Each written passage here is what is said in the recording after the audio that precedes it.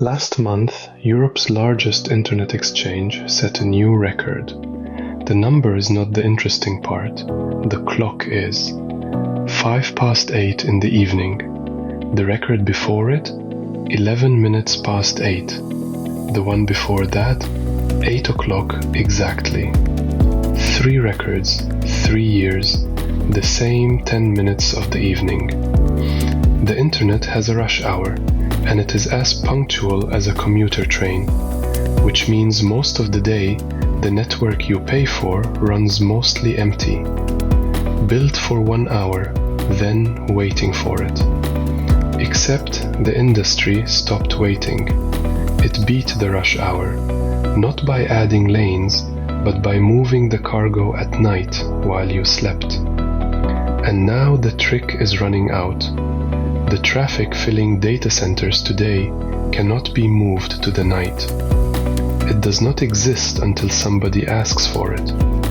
Start with the shape of a day, a measured curve taken off the machines that carry the traffic. It has one peak and one floor, and both are where you would guess. The peak lands in the evening, the floor lands at 4 in the morning. How deep is the dip? Across Europe, the busiest moment carries about 3 times the traffic of the quietest. In South America, nearly 5 times. In North America, a little over twice. And those are the exchanges, the wholesale end, where every user is averaged against every other. Down at your own connection, the swing is sharper still. One household is not an average.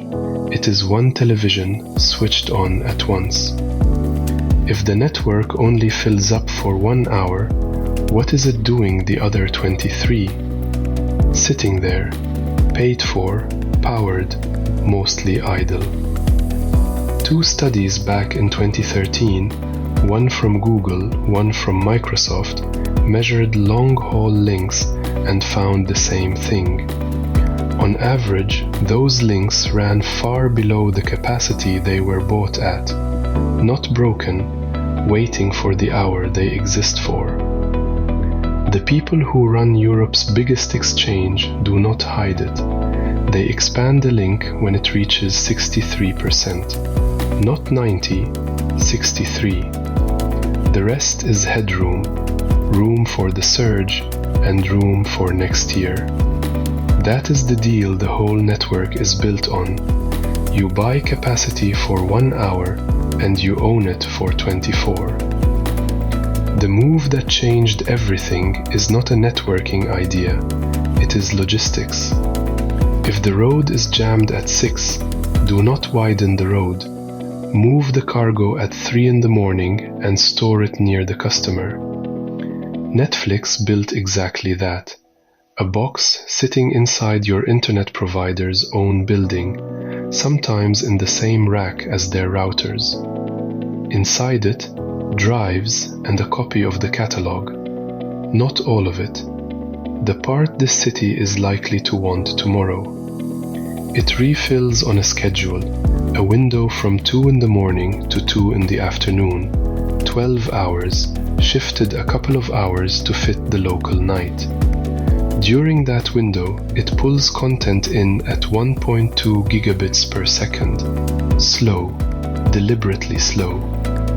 Then the evening comes, and the same box serves at about 200 gigabits per second. Hold those 2 numbers together, because this is the whole trick. A full box holds 120 terabytes and pours that out in 80 minutes. Filling it takes 19 nights. It empties 167 times faster than it fills. That is not a cache. That is a reservoir. It collects through the trough, drop by drop, and releases all of it into the evening peak. And the window is not negotiable. Providers ask to widen it. Netflix says no, plainly in its own documentation. Does it work? Ask the regulator. It worked so well that Britain's telecom regulator stopped publishing its measurements of the evening slowdown. There was not one left to report. The reason given: not enough variation across the day to be worth reporting. Peak evening speeds were running at 98–99% of the daily average. So the rush hour did not go away. The traffic jam did. But look at why it worked. The film existed before anyone asked for it, and it was the same film for 1 million people. One copy, moved once, at night, serves a whole city. Now hold that against what a data center does today. A prompt is not a film. Nobody else is asking your question in your words. There is nothing to preposition because the answer does not exist yet. It gets manufactured once while you wait. And you will not wait long. The first word has to land in a fraction of a second, and the rest faster than you read. You cannot move that to 3 in the morning. Deferring it is the same as not doing it.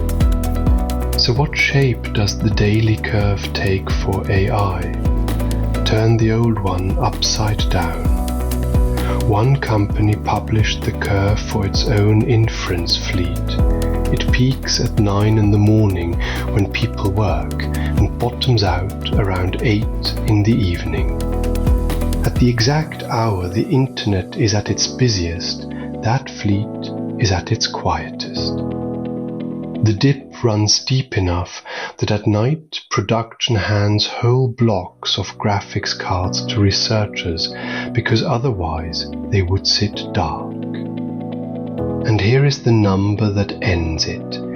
In a published production trace from Azure, the service running coding assistance peaks at almost 3 times its own average. Against its nightly floor, 35 times. Remember the exchanges, 3 times floor to peak. This is 35. An order of magnitude sharper than the internet's and pointing the wrong way. So what do you do with a trough you cannot fill? You sell it. OpenAI, Anthropic and Google arrived at the same answer separately. Hand us the job without a deadline and we run it when we have room.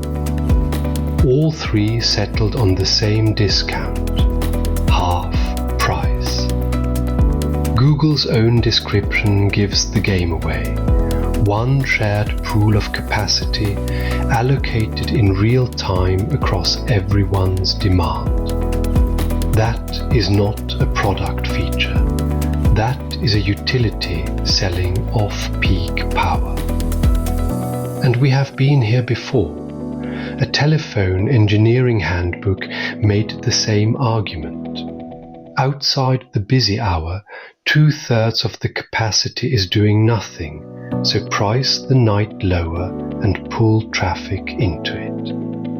The mathematics came from a Danish mathematician, Agner Erlang, born 1878, dead by 1929. 100 years later, the most advanced machines ever built rediscovered the nitrate. There is one difference, and it is expensive. The peak no longer costs you a lane, it costs megawatts. Roughly 1/10 of the energy behind a median request at Google is not computation at all. It is machines held ready for the surge. Which forces a correction to something we said in our first episode. We called a data center a wall of demand that does not blink. The measurements say otherwise. It breathes harder than the network does. The grid has not caught up. Planning models still treat a data center as a flat shelf, near 90% hour after hour. metered reality, fewer than half of sites hold above 80. The internet solved its rush hour by moving work into the trough. Power cannot do that. Electricity does not keep, not by the gigawatt day. So the plan is the opposite. Move the trough to the work. Because 8 in the evening still arrives. It always did. Only now, what meets it is not a cable. It is a turbine.